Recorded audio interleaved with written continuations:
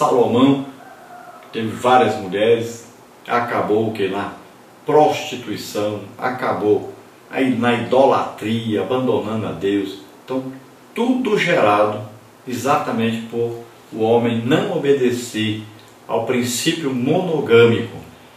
Então, Deus alcançou o objetivo agora certo através da igreja, que a igreja é monogâmica e ensina isso, esse princípio. Um homem e uma mulher e os seus filhos. E hoje tem uma coisa terrível que está acontecendo na família cristã. As pessoas se casam e não querem filhos, ficam evitando filhos. Estão matando os filhos que Deus está dando para eles. A igreja deve ensinar à sociedade os princípios bíblicos. Então, casamento do homem com a mulher, gerando filhos que são bênçãos de Deus, fazendo realmente lares onde Deus é a autoridade máxima, né? O marido aí representando Deus no lar, a mulher sendo uma esposa submissa, tranquila, que traz paz ao lar, que traz harmonia ao lar, os filhos obedientes a seus pais. Então deve ser aí o molde, deve ser ensinado à sociedade. E essa família deve ser luz, deve ajudar a sociedade a melhorar.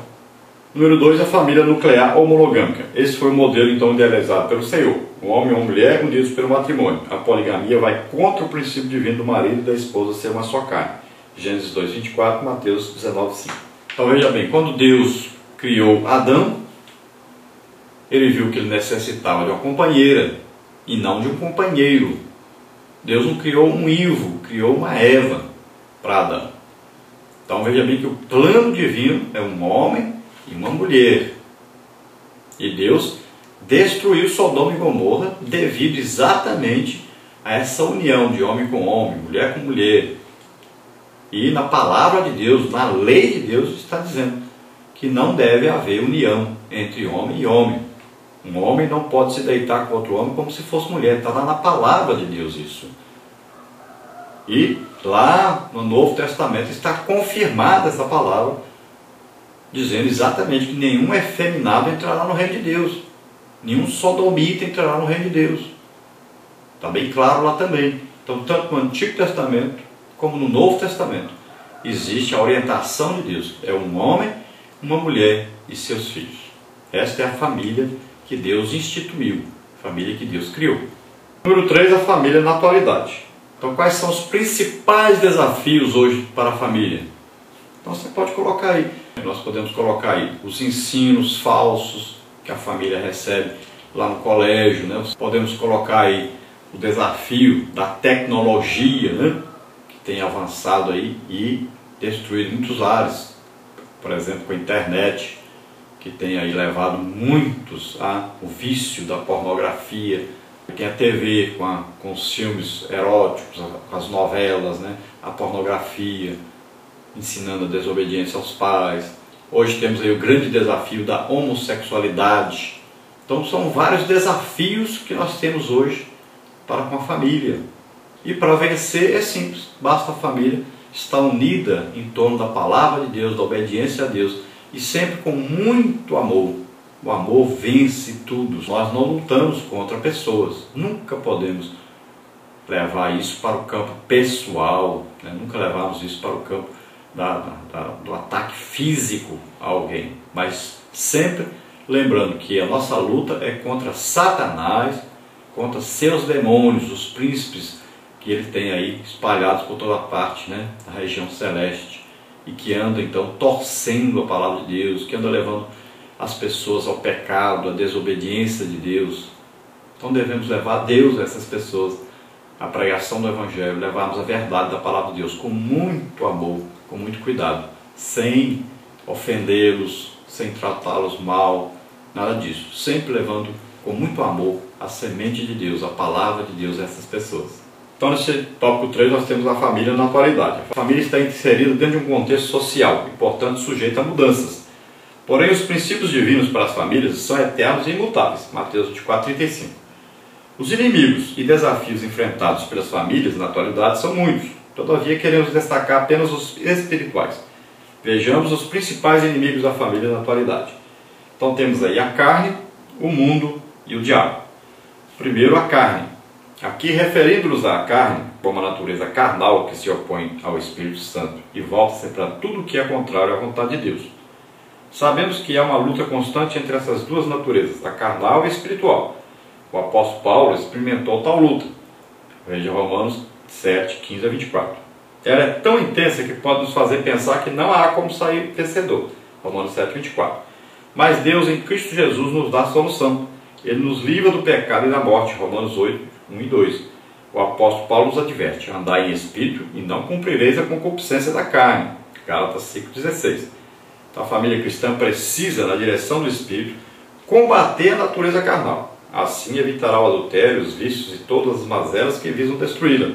Então nós sabemos aí que a entrada do pecado sempre é ensinado pela palavra de Deus. Concupiscência da carne, dos olhos, e a soberba da vida. São três coisas.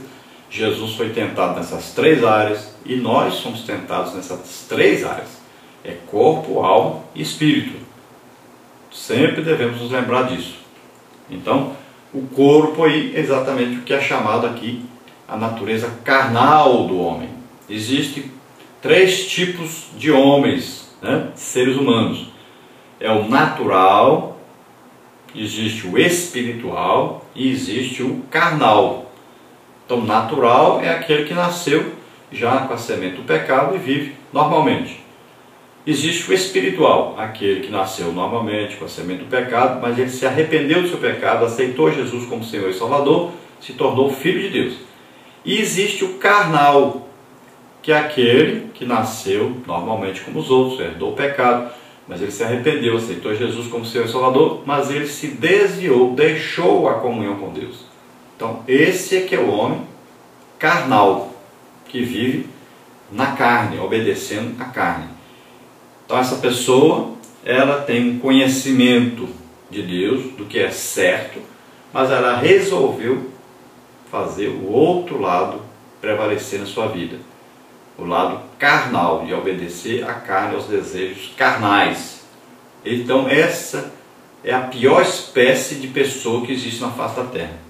Porque ele não é mais apenas um homem natural, não é também espiritual, não está com Deus, mas ele agora, apesar de ter o conhecimento do certo, do correto, o conhecimento de Deus, ele escolheu viver no pecado. E esse homem é um perigo muito grande para a sociedade, porque ele pode influenciar tanto os homens naturais como os homens espirituais e levá-los ao pecado, conduzi-los à desobediência a Deus. Por isso que a Bíblia diz: quando você encontrar uma pessoa assim, evite amizade com essa pessoa. Cuidado, tem muito crente que está tendo comunhão e amizade com esse tipo de pessoas, e essas pessoas são perigosíssimas. Elas podem destruir uma família rapidinho. Então, cuidado com quem você está andando, quem está entrando na sua casa, quem você está infiltrando dentro da sua casa. Depois vem aí então o mundo. Diz-nos o apóstolo do amor: não ameis o mundo, nem o que no mundo há. Se alguém ama o mundo, o amor do Pai não está nele. 1 João 2,15. Quanto a este ponto, não há meio termo. Ou amamos a Deus, ou amamos o mundo. Não há a mínima possibilidade de servirmos a dois senhores. Mateus 6,24. Saiba, pois, que existe vitória para quem escolher amar a Deus. E Ele dará vitória à nossa família a partir da fé que depositarmos nele. 1 João 5,4. Então aqui o mundo. Aqui vem o desejo de ter, de possuir as coisas do mundo. Então, é aquele capitalismo desenfreado, animal mesmo. As pessoas fazem de tudo para possuir as coisas. E cada dia está aí sendo lançados novos produtos. E as pessoas cada dia mais se prendem, se matam de trabalhar para adquirir essas coisas. Então aí vem o materialismo, aí vem o amor ao dinheiro, que é um perigo. As pessoas fazem de tudo para ter dinheiro. Então, ao invés de desejarem mais as riquezas espirituais, desejam as riquezas materiais.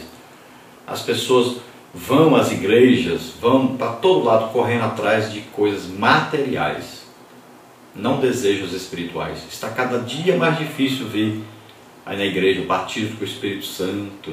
Está cada dia mais difícil ver aí dons do Espírito Santo em operação. É muito difícil ver um líder da igreja que possui algum dom do Espírito Santo. Mas é muito fácil ver com carro novo, com casona bonita, com sítio, com boi, não sei o que, com avião e tudo mais. Então o desejo pelas coisas do mundo, ama mais o mundo do que a Deus. Está indo a Deus com o objetivo de possuir alguma coisa e não coisas espirituais. Então o seu desejo é sempre para as coisas do mundo. Então muito cuidado com isso, porque a igreja caminha passos largos para esse tipo de desejo, de comunhão e de amizade com o mundo. Existe aí uma união muito grande entre cristãos e pessoas descrentes. E aí uma comunhão, uma amizade muito grande. Isso é um perigo muito grande. E Jesus advertiu, cuidado, quando eles elogiarem vocês, cuidado, porque perseguiram a mim e vão perseguir a vocês. Se você estiver amando esse mundo estiver amando você, elogiando você, cuidado, você está exatamente no rumo errado. É aquilo em cima do muro.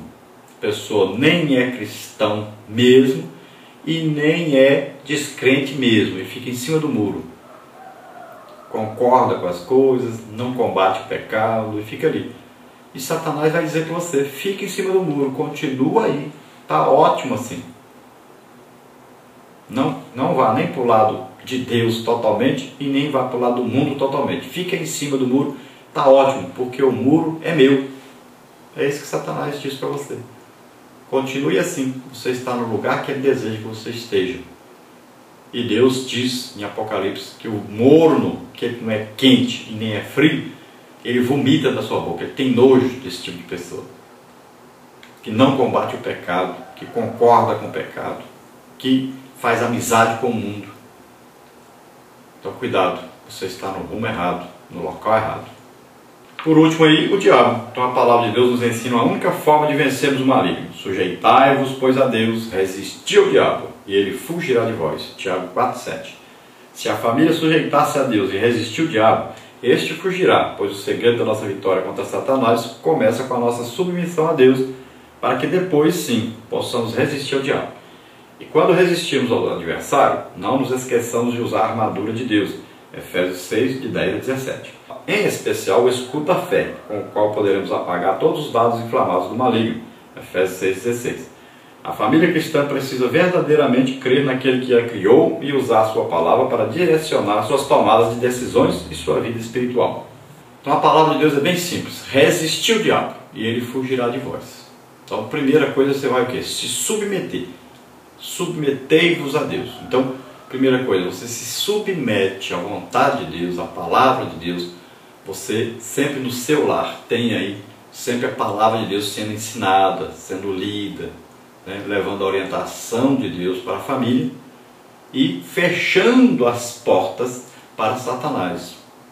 Então você tem sempre vigiando, prestando atenção naquilo que ele tenta colocar dentro da sua casa e você tranca essa porta, não deixe entrar. Vigie sempre. O pai é responsável dentro do seu lar por fechar as portas do mundo, fechar as portas das coisas que podem atrapalhar a família ter comunhão com Deus. Então cuidado com isso. Os pais estão aí para orientar os seus filhos, educar os seus filhos, ensinando a palavra de Deus e vigiar a vida dos seus filhos e as suas próprias vidas. Não deixe entrar. Cuidado com essa entrada aí de novela, de filmes pornográficos, de coisas que tem na internet, de jogos que ensinam a matar, que ensinam a atropelar as pessoas. Então cuidado com essas coisas.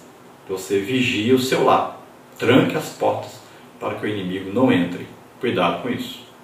Conclusão aí, nunca a família foi tão desafiada pelas forças do mal como hoje. Porém é na presença do Senhor que a família garantirá a vitória sobre os desafios da sociedade atual. Busquemos ao Senhor juntamente com a nossa casa. Então, uma medida mais urgente para o seu lar agora, hoje, é você iniciar imediatamente